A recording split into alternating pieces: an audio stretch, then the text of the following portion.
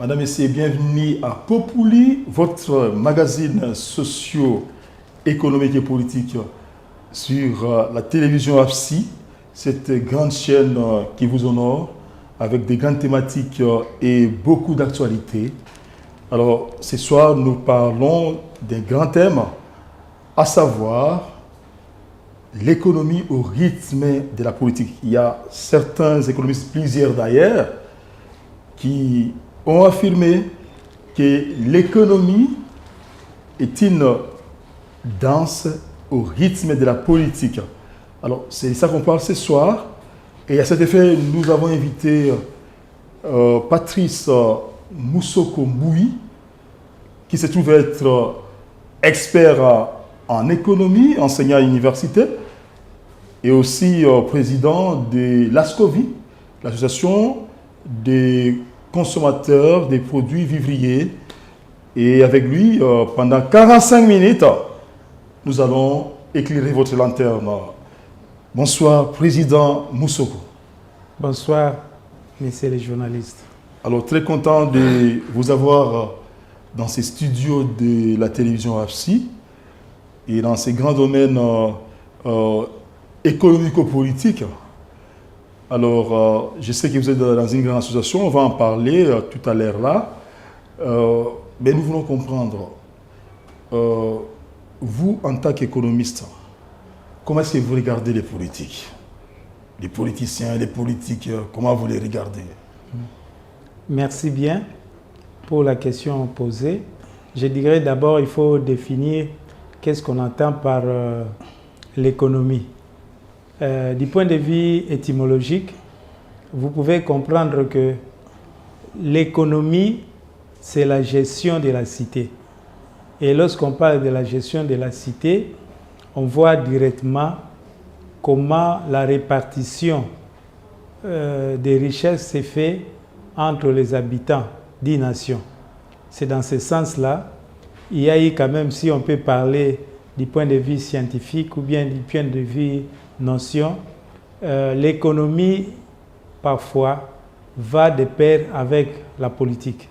C'est dans ce sens-là que, lorsqu'on parle de l'économie, on veut voir réduire l'écart qui existe entre les biens et les besoins.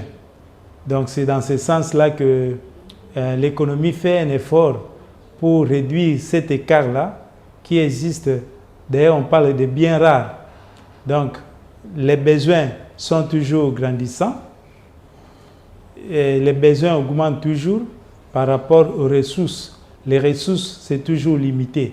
Donc, l'économie a pour rôle de réduire l'écart qui existe entre les ressources qui est limité, rare, par rapport aux besoins de l'homme. C'est dans ce sens-là que vous verrez, même dans les temps les plus reculés, qu'il y a ces mariages-là entre la politique et l'économie dans la gestion de la chose publique. Voilà, la gestion de la chose publique, comme vous parlez en quelques mots, la res publica.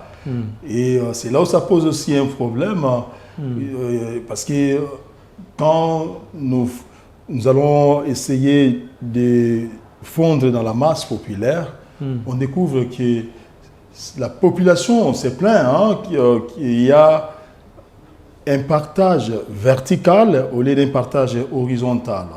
Puisque vous liez l'économie à la politique. Donc pour vous, quel aurait été le vrai modèle économique pour la République démocratique du Congo? Avant d'y arriver, il faut voir les différentes doctrines économiques. Allez-y. Et je vais parler d'abord des mercantilistes. Les mercantilistes, c'était une pensée économique qui consistait à dire que l'État doit accumuler des capitaux à travers les impôts et les taxes. Et l'État doit encourager les commerces extérieurs. Donc là, ce sont, si on peut dire, premier courant d'idées économiques qu'on qualifie les mercantilistes, c'est-à-dire la recherche de profit. Et puis, après cela, il y a eu des classiques. Les classiques économiques, vous avez plusieurs classiques économistes. Vous avez tel que David. David qui? David, vous avez Malthus. Il y a plusieurs économistes, c'est-à-dire l'économie classique, c'est cette économie qui est basée sur la loi de l'offre et de la demande. En fait, nous pouvons dire c'est l'économie, hein, donc un système économique basé sur la loi de l'offre et de la demande où l'intervention de l'État est limitée. Et actuellement, avec l'évolution des choses, on parle de la mondialisation. Le marché libéral. Donc nous, en République démocratique du Congo, nous sommes dans un système économique qu'on qualifie le libéralisme économique. Ça veut dire... Donc le libéralisme économique, c'est-à-dire libre entreprise. Vous pouvez entreprendre l'économie comme vous voulez. Donc il y a la liberté individuelle dans les actions économiques et cette liberté économique où l'État intervient rarement. Hein, c'est là où on se trouve actuellement. Le libéralisme économique. L'État intervient rarement, oui. Mais on voit l'État imposer des taxes, des impôts. Hein. Oui. Il y a TVA et autres et tout ça. Oui. Il y a quand même l'interventionnisme de l'État en quelque sorte. L'interventionnisme de l'État est limité. C'est-à-dire, l'État, pourquoi l'État d'abord met en marche tout ce qui est comme mécanisme de taxes et de l'impôt, oui. C'est pour contribuer au développement de la nation. Donc l'État, pour élaborer son budget, il a besoin des taxes et des impôts. Ce sont ces taxes-là, des impôts, qui vont faire que l'État puisse avoir les recettes. Et à partir de ces recettes, l'État peut faire des dépenses. C'est dans ce sens-là qu'on voit, on parle de budget national. Donc le budget national est constitué de deux éléments. Ces deux éléments, c'est les recettes et les dépenses. Et l'État, pour répondre favorablement au bien-être de la population, l'État recourt aux impôts et aux taxes. C'est dans ce sens-là que l'État a besoin de tout ce qui est comme ressources pour aller plus loin. Mais lorsqu'on dit que l'intervention de l'État est limitée, donc l'initiative économique ne vient pas de l'État. Ça vient de qui alors? Ce sont des privés. Des privés. Ce sont des privés. Des hommes d'affaires. Les hommes d'affaires. Des gens qui se regroupent dans des structures économiques comme la FEC, etc. Oui, c'est dans ce sens-là qu'on voit, on dit que l'intervention de l'État est limitée.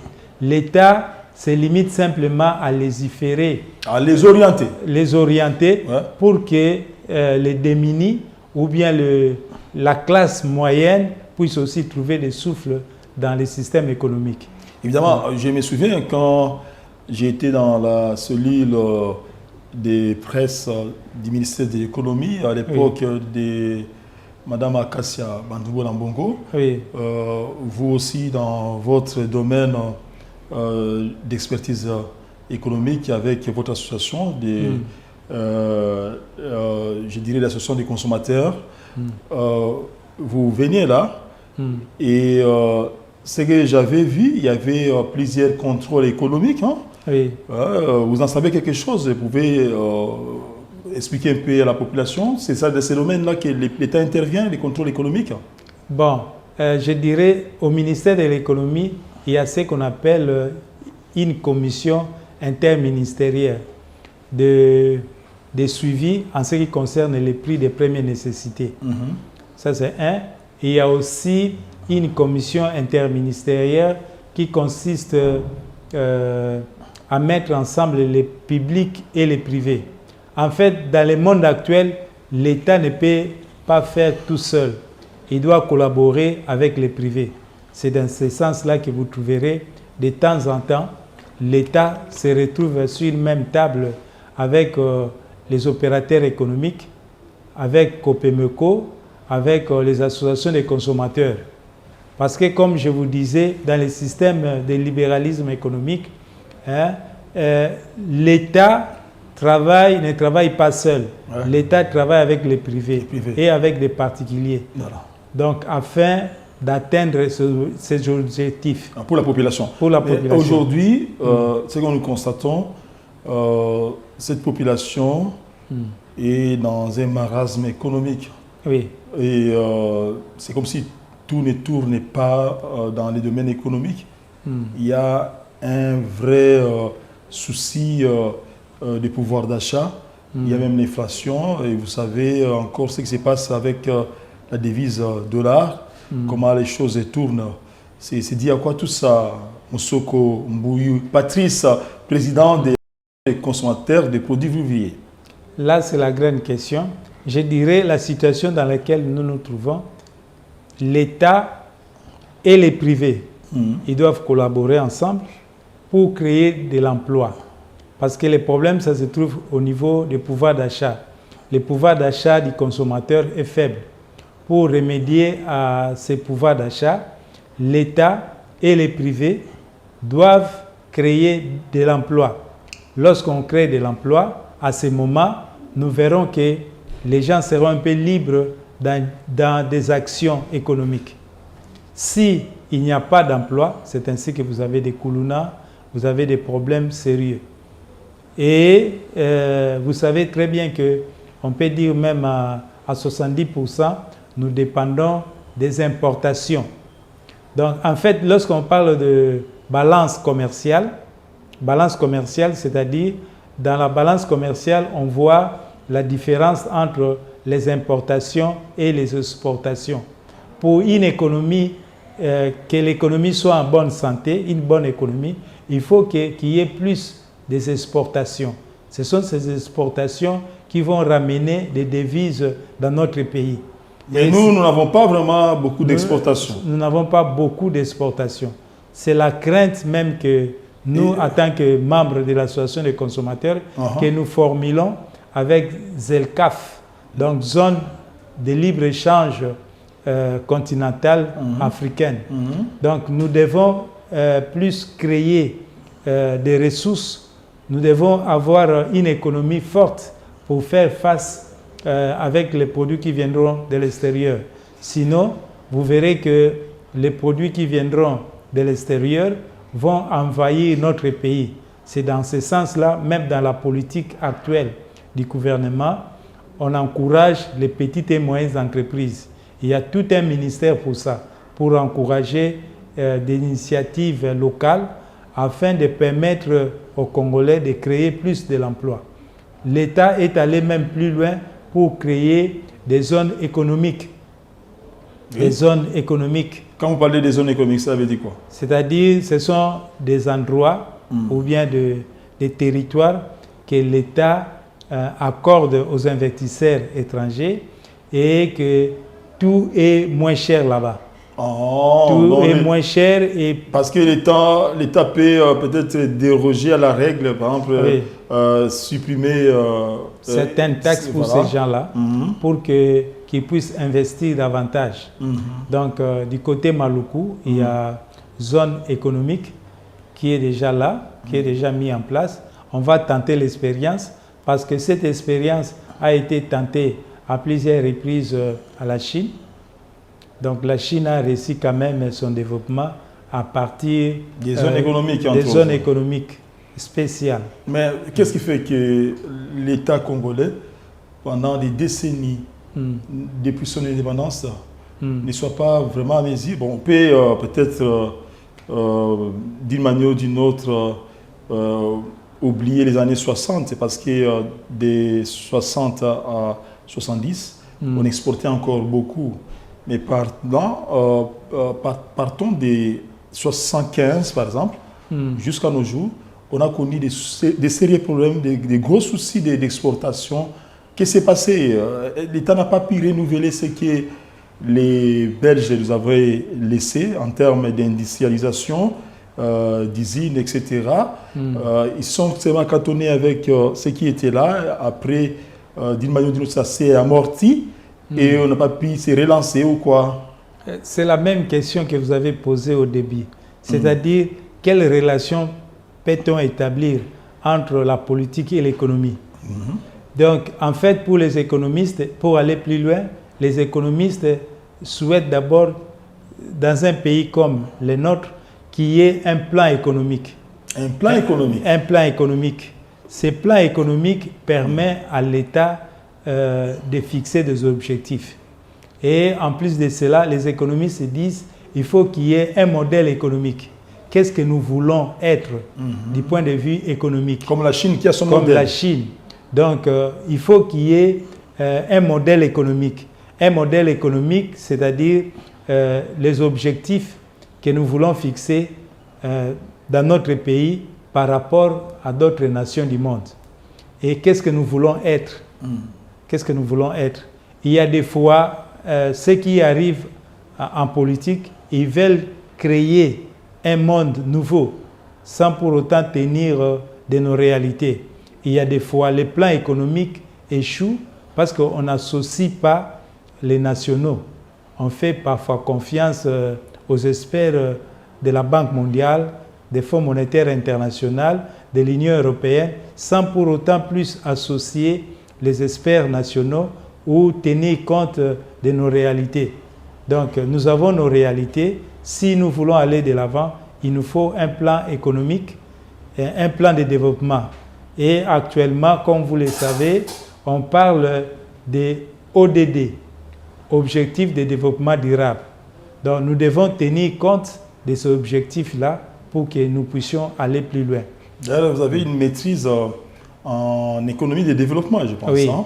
Et quand vous avez parlé de développement, je me demande qu'est-ce qui s'est passé pour que, au-delà de nos richesses, comme on a l'habitude de chanter ça, hein, la RDC scandale géologique, la RDC riche en sous-sol, en sol et sous-sol, tout ça, nous sommes victimes de nos richesses. Hein. C'est la chanson de tous les Congolais, en quelque sorte ou en général. Alors, qu'est-ce qui s'est passé pour que pendant toutes ces décennies, nous n'arrivions pas à capitaliser ces richesses en vue du bien-être de la population?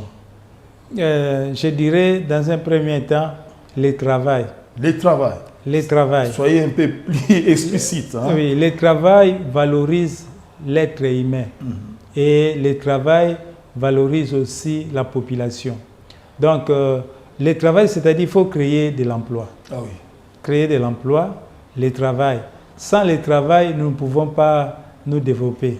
Et bien payer les gens, de sorte qu'il y ait répartition équitable du revenu national. Donc, les produits intérieurs bruts, qu'on appelle en abréviation PIB, produits intérieurs bruts, il faut que tout le monde profite des ressources de notre pays. Mais si il y a une politique qui est mise en œuvre pour une petite catégorie de gens, là, ça ne va pas. Il faut que la politique vise un grand nombre. Un grand nombre. D'ailleurs, lorsqu'on parle de développement, on parle de développement. Le développement d'abord est immatériel. Immatériel. Immatériel. C'est d'abord conceptuel. C'est d'abord l'intelligence qui doit agir. L'intelligence. L'intelligence doit travailler avant de compter sur l'accumulation des biens. Donc, le développement d'abord, c'est l'immatériel. C'est dans ce sens-là que dans tous les pays développés, on met un accent particulier sur l'éducation, sur la recherche scientifique. Si nous voulons aller plus loin, nous devons mettre un accent particulier, un budget conséquent en ce qui concerne la recherche scientifique. Nous avons actuellement plusieurs universités, tant publiques que privées dans notre pays. Quel est le budget qu'on donne à la recherche scientifique? Ce ne sont pas les hommes qui manquent. Il y a ce qu'on appelle capital humain. Vous avez des pays comme Japon, Corée, et ils investissent plus sur le capital humain.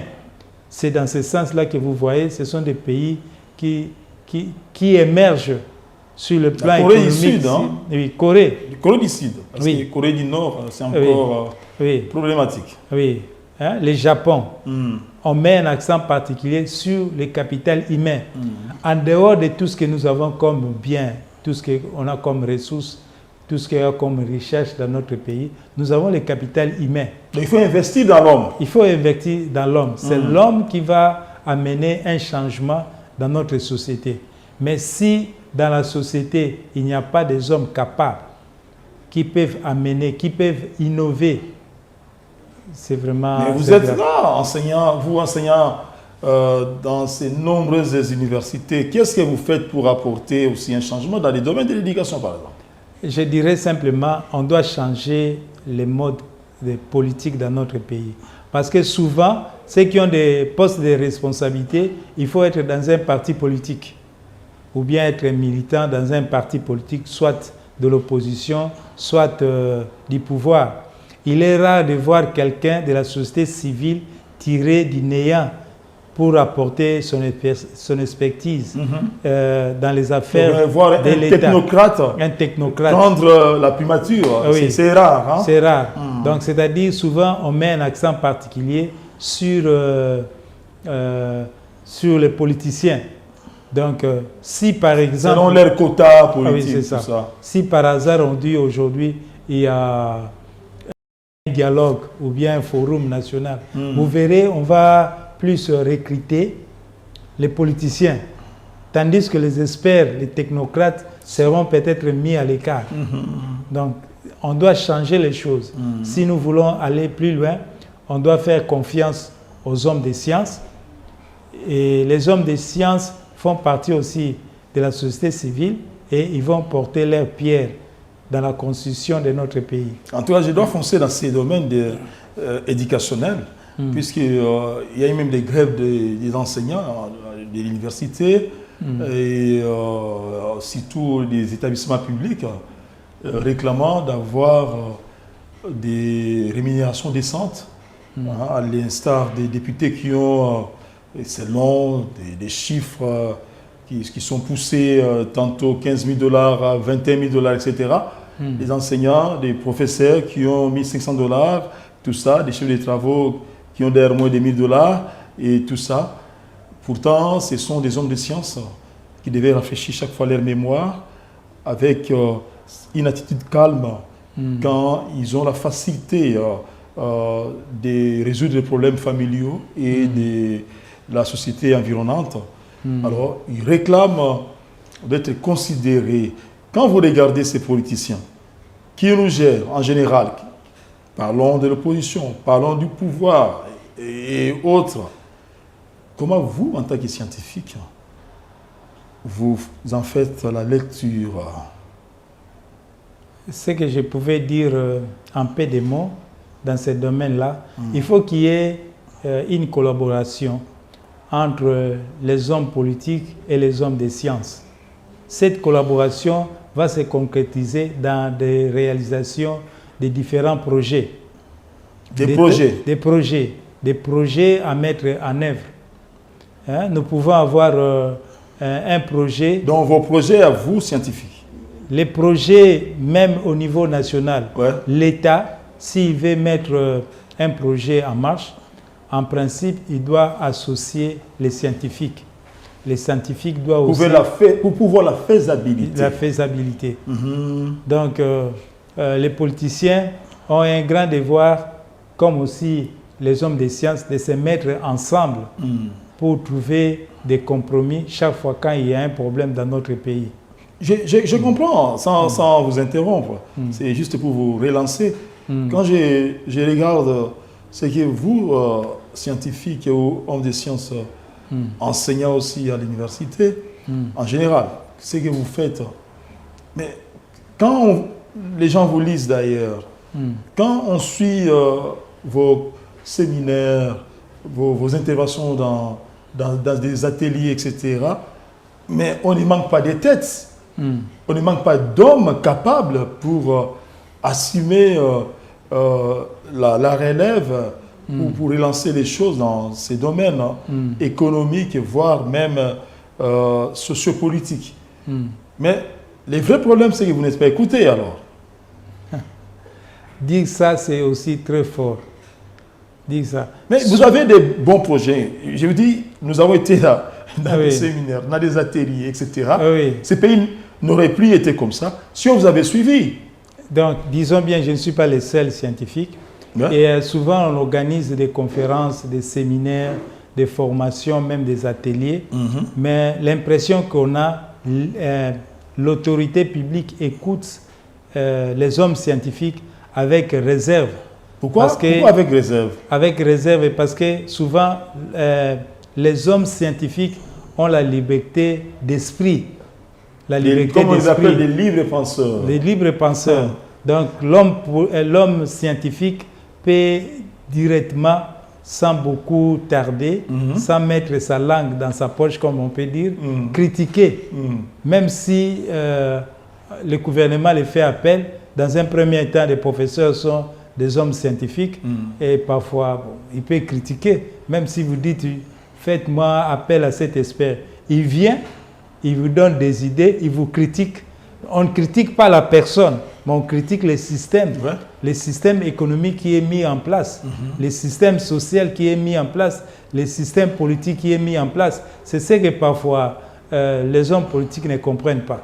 Ils disent, mais comment je fais appel à ces professeurs d'université, à cet homme scientifique? Il s'attaque encore à moi. Il s'attaque encore à moi. Ce n'est pas vous. Vraiment. Les hommes scientifiques sont des libres penseurs et ils ont cette liberté d'esprit et de critiquer.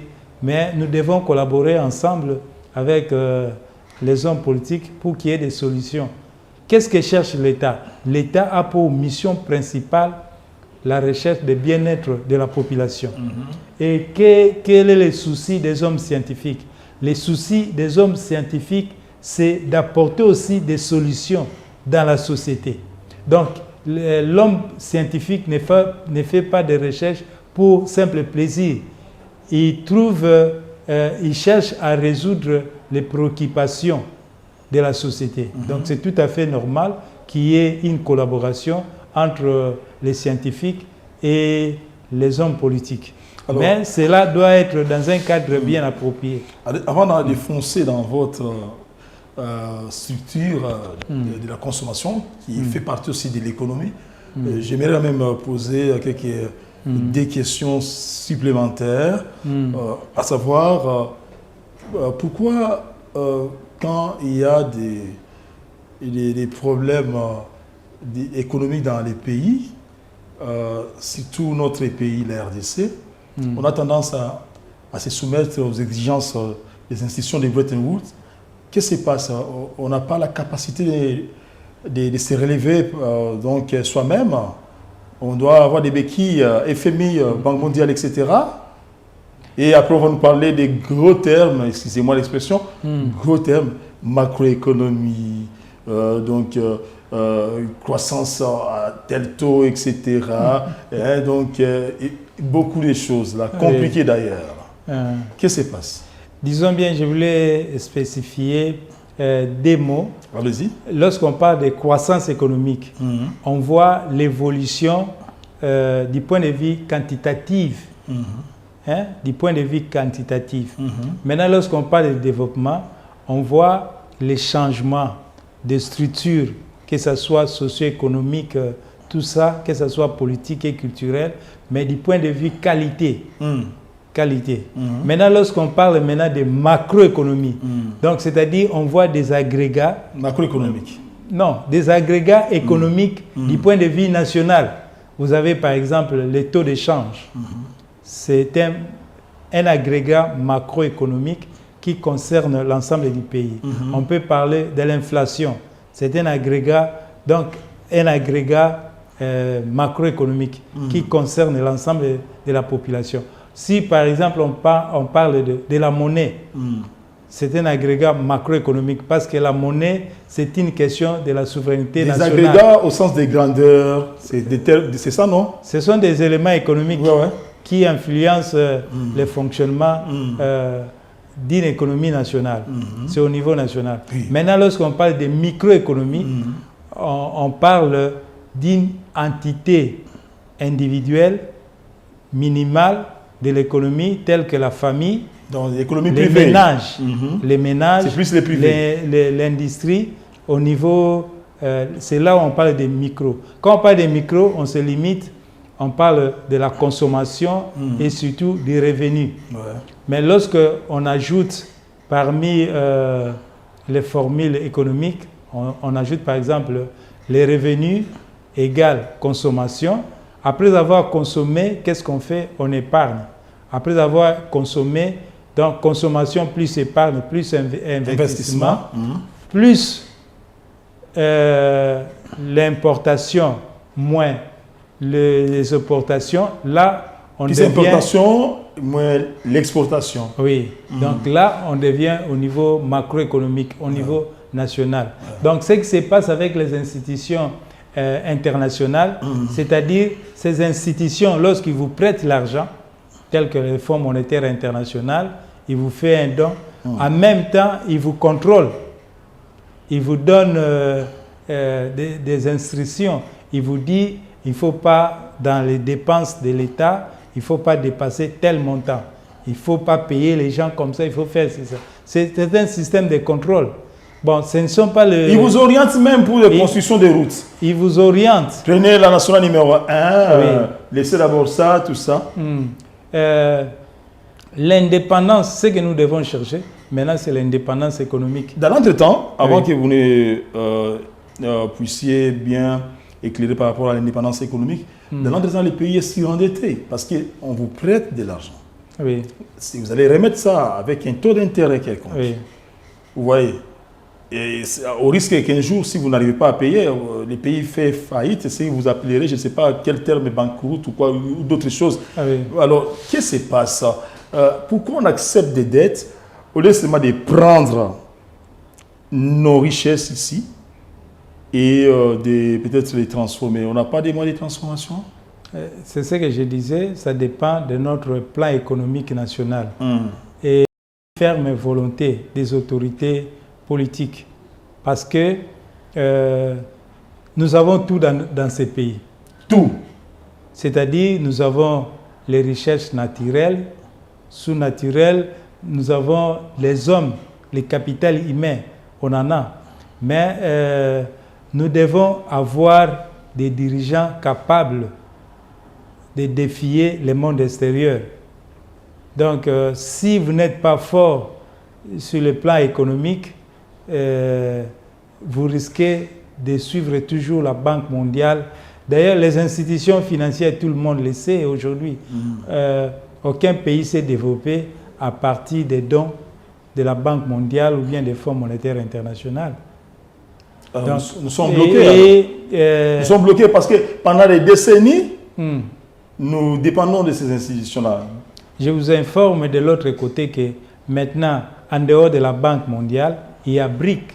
Donc, Brésil, vous savez, il y a BRIC, c'est Brésil, Russie, Inde, Chine. Ils ont créé aussi leur Banque mondiale. Leur Banque mondiale qui a déjà commencé à fonctionner. Donc, nous sommes dans un pays... On a dit que c'est pour concurrencer la Banque mondiale. C'est pour concurrencer là. C'est pour vous dire, il y a la lutte. L'ordre économique international, ou encore mieux, la mondialisation, a des faiblesses, a aussi des points positifs. Et ces pays-là ont compris qu'avec l'imposition ou les dictats, si on peut dire ça, des États-Unis d'Amérique, il faut qu'on commence déjà à trouver des palliatifs. Comme aujourd'hui la Russie, qui ne souffre pas trop dans son économie, parce qu'elle exporte beaucoup. Et parmi ses grands partenaires, il y a la Chine. Aujourd'hui, il y a l'Arabie Saoudite qui s'aligne et d'autres et tout ça. Si bien que des embargos à l'égard de la Russie, des embargos qu'on impose sur la Russie, toutes ces restrictions, etc., ne pèsent pas trop sur l'économie russe. Le président russe, Vladimir Poutine, fait un effort de se relancer en s'ouvrant à d'autres pays-là. Pourquoi la République démocratique du Congo on ne saurait pas contourner un peu ces banques mondiales, on peut dire la Banque mondiale, les FMI, la BAD, etc. C'est parce que le marché intérieur est faible. Cela veut dire quoi? Donc le marché intérieur n'est pas assez développé. Donc nous dépendons plus de l'extérieur. Et notre monnaie est faible par rapport aux devises étrangères. Parce qu'il n'y a pas de productivité. Oui, c'est ça. Il faut augmenter la production. Je dirais qu'il y a un autre élément du point de vue commercial, ce qu'on appelle la normalisation. La normalisation. Donc, dans notre pays, vous avez des services de normalisation que les gens ne Des font plans pas. de redressement, tout ça. Non, la normalisation, ce sont les normes. Dans notre pays, nous avons environ 1600, 1800 normes. Économiques. Économiques, mais que la population ignore. Donc, c'est-à-dire, il y a l'OCC qui est là, Oui. l'OCC qui est là, qui s'occupe, il y a toute une direction de normalisation. À l'industrie, il y a aussi les normes. Bon, c'est-à-dire, lorsque vous êtes par exemple un entrepreneur, vous voulez fabriquer un produit ou bien vous voulez mettre au service de la population des produits ou bien des services, vous devez tenir compte des normes. Les normes, c'est quoi? C'est un document qui est accepté par consensus, par tout le monde. Hein? C'est ce qui nous manque. On ne se met pas souvent. Il n'y a pas un consensus en ce qui concerne la fabrication. Je vais prendre le cas de ISO 22000. ISO 22000. ISO d'abord, c'est l'Organisation internationale de la normalisation. Bon, ISO 22000, c'est une norme qui s'occupe de la responsabilité sociétale. Si vous êtes une entreprise et que vous voulez mettre un produit sur le marché, vous devez tenir compte de la responsabilité sociétale sur le plan consommateur. Donc les produits ou bien les services que vous allez mettre sur le marché, ça ne doit pas causer du tort à la santé du consommateur et ça ne doit pas causer du tort à l'environnement. Donc c'est ainsi qu'on parle de ISO 22000. Vous avez par exemple, ISO 26000. ISO 22000 parle sur la sécurité alimentaire. Voilà. La sécurité alimentaire. Vous savez que dans notre ISO pays... 22000, c'est par rapport à l'environnement. Oui. 26000, pardon. ISO 26000, c'est par rapport à l'environnement et 22000 par rapport à la sécurité alimentaire. Oui. Donc, nous devons faire un effort dans notre pays pour avoir des engagements sur la responsabilité sociétale et sur la qualité des produits.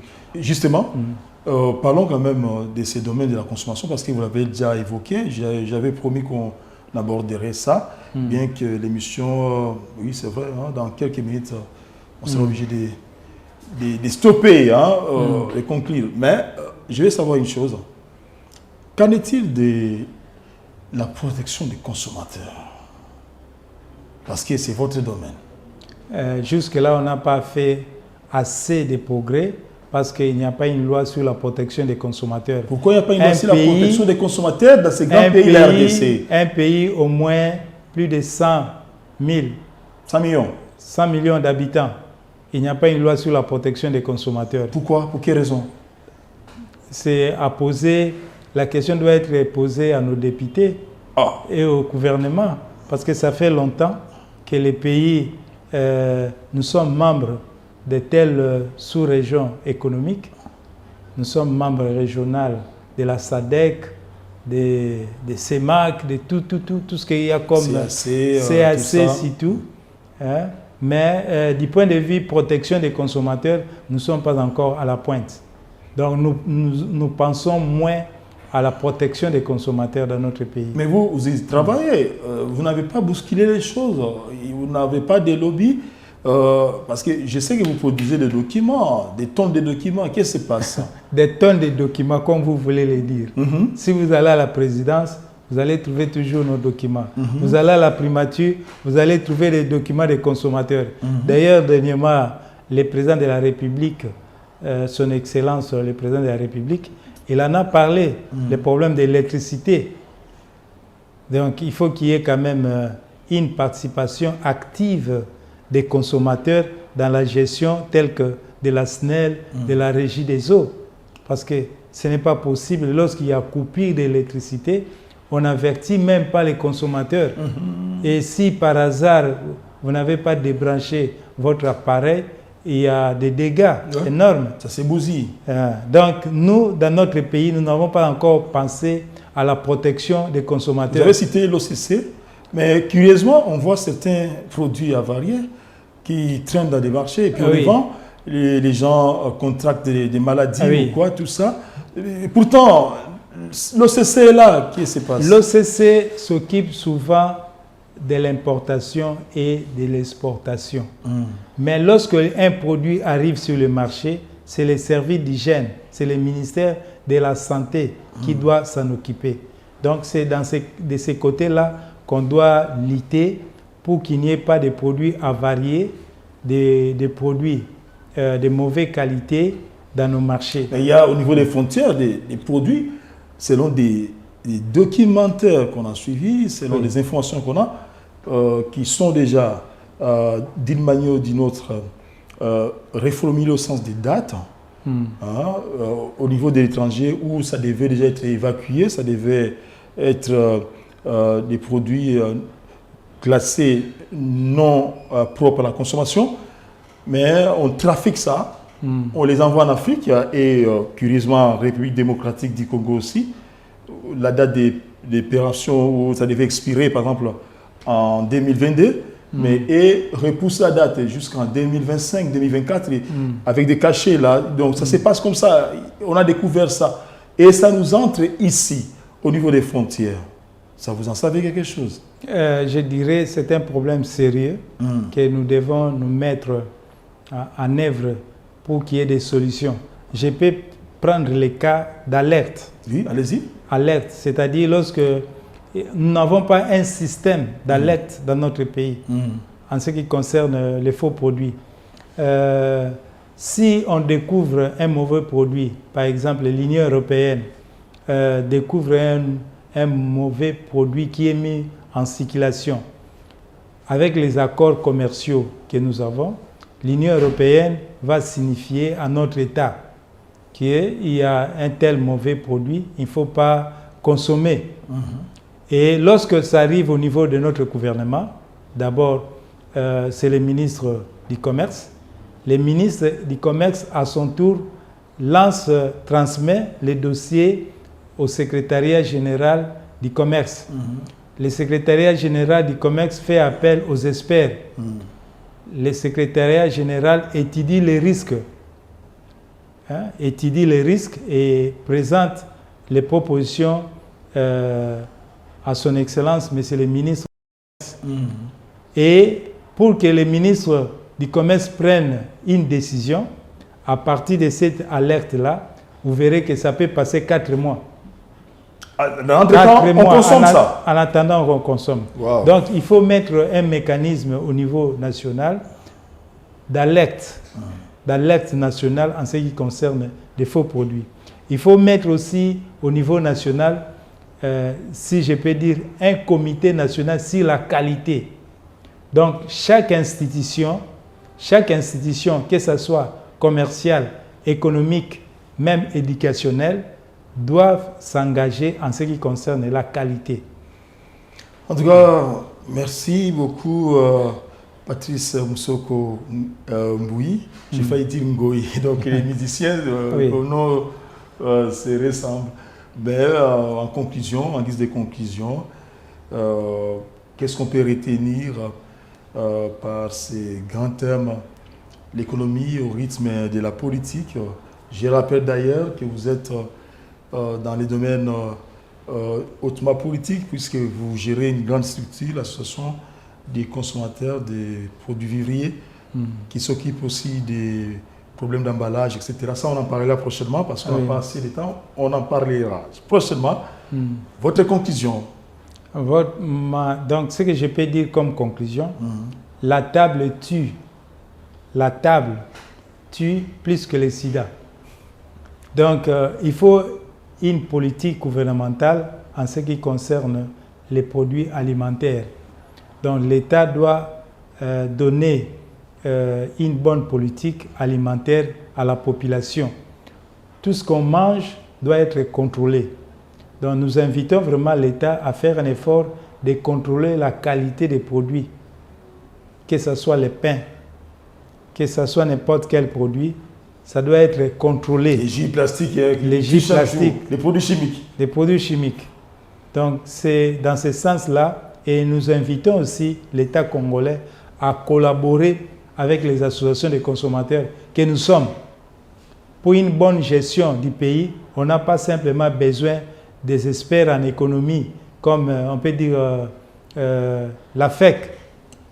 On a aussi besoin des COPEMECO, on a aussi besoin des consommateurs, on a aussi besoin des responsables des chambres froides, on a besoin de tout le monde.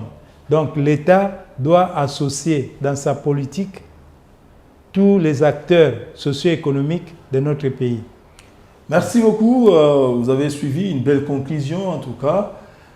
Vous avez compris et nous allons développer d'autres sujets restés en suspense, comme on dit, prochainement.